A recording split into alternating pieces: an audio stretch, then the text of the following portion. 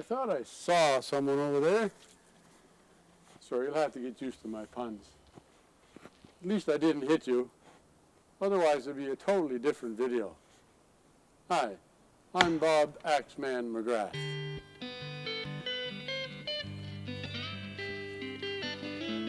Let me ask you a question.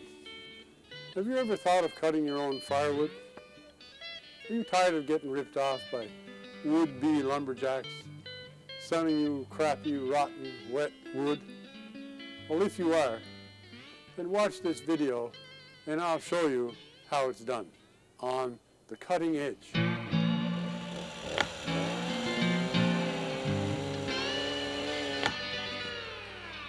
Now, if you have your own wood lot and you decide to cut your own wood, you're going to need some basic equipment, and of course safety is very important. You're going to need a helmet with ear protection, safety goggles for your eyes, a good pair of gloves, and of course the power saw, which is probably your most important part of the equipment. And of course, if you're going to use the power saw, then you also need safety pants and steel-toed boots for protection.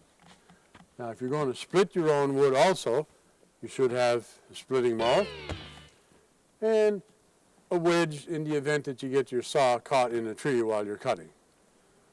So, let's go cut our first tree.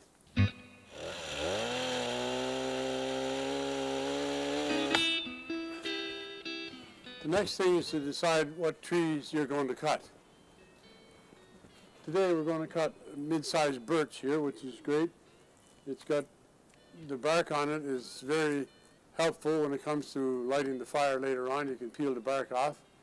It also splits fairly easy when it's time to split. And again, if it's in the wintertime, it's even that much easier when the frost is in it. Now that you've decided what tree you're going to cut, you have to make sure you fall it in an area that's fairly open so it doesn't get hung up in the trees, and that it'll be easier to get at once it's all cut up, easier to get at to haul it out. So I'm going to notch this tree in the direction that I want it to fall.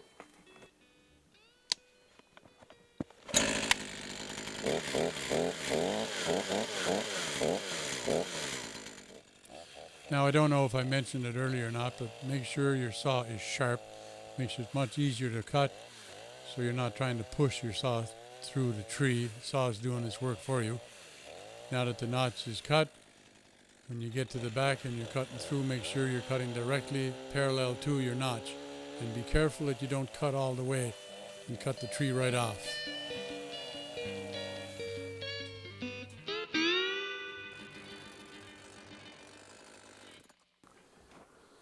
Here's a situation where my saw didn't get jammed in the tree, but it got hung up in another tree beside it.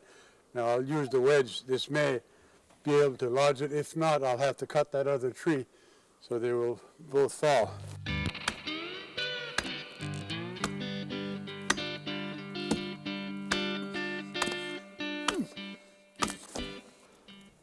Still not going to work. Now I'm going to have to cut the tree that one is lodged in. Okay, the same procedure as the first tree. You've got to notch it in the direction basically you want it to fall, and again cutting from the back, making sure you don't cut it right off. And here it goes. There we go. Now we got two trees down, which is all right. Now you just saw that sometimes your best plans don't always work out. I got a tree lodged in another one, and I had to cut the second one down. That's why safety, you always have to be careful that, because you don't know exactly where these are going to go. So now that both trees are down, I'm going to start limbing this one here, and then we're going to start junking it up into stove length, which has to be done. You should never hold the saw cut above your shoulders, because it can kick back, and that's very dangerous. You should keep the saw this height at the most. So I'm going to start limbing this tree here. Depending on the size of your stove, of course, I'm cutting mine about 1 foot long. Some people cut it 14 inches, 16, and some furnace wood up to 2 feet. But in our case, I try to get about 1 foot on each block. give or take an inch or two. It's all right. As you can see, my dog is also safety conscious, sits down a good distance away from the saw.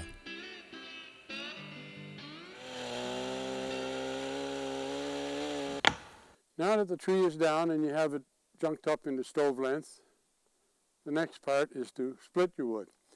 So what you do is you take probably the block off the stump, your biggest block, and you set it down here on level ground or in the snow.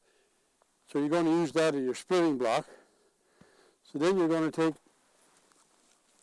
your blocks, sit them on there like that, as so.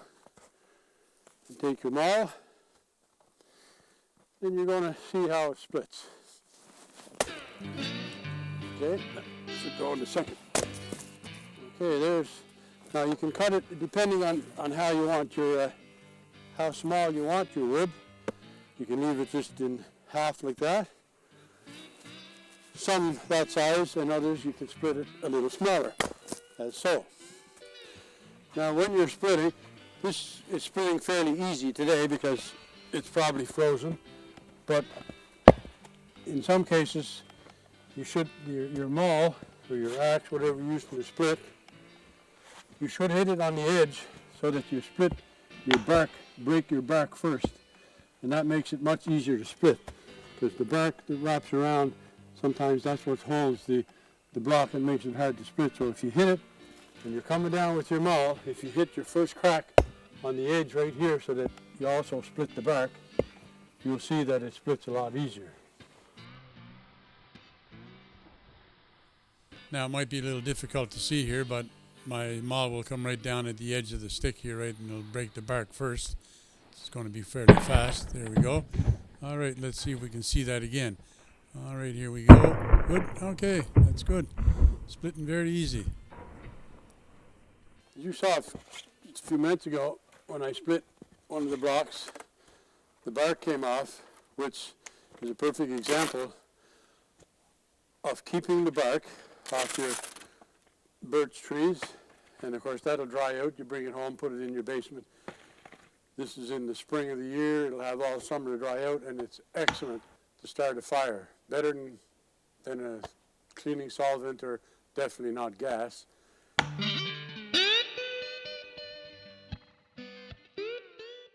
But that birch bark is probably the best kindling you can get. So now we're going to move on, and I'll show you how to pile your wood.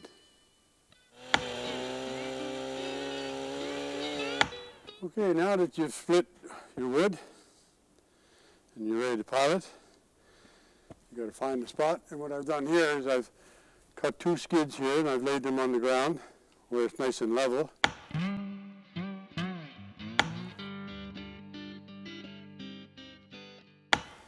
And these two particular trees, as you can see, the tops are broken off. They're dead. So that way the wind won't catch in them and move them around, which if that happens, your pile will fall down if it's blown in the wind.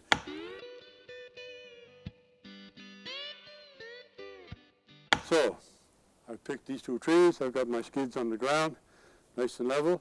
Now I'm going to start piling the wood. Now I usually put the blocks that are split, I call them half moon, you know, like split in half. I usually lay them on the bottom as you can see.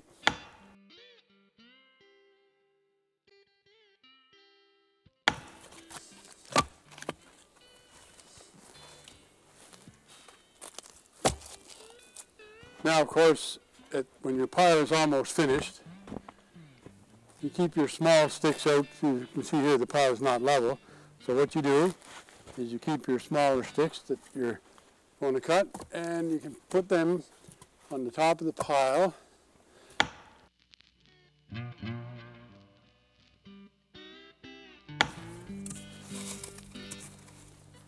There.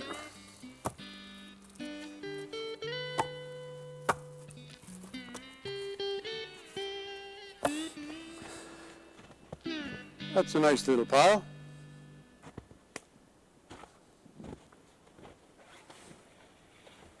So there you go. That's how you cut, split, and pile your wood. and hopefully you'll enjoy the fruits of your labor on a nice stormy night later on next winter. So this is Bob Axeman McGrath saying keep on cutting.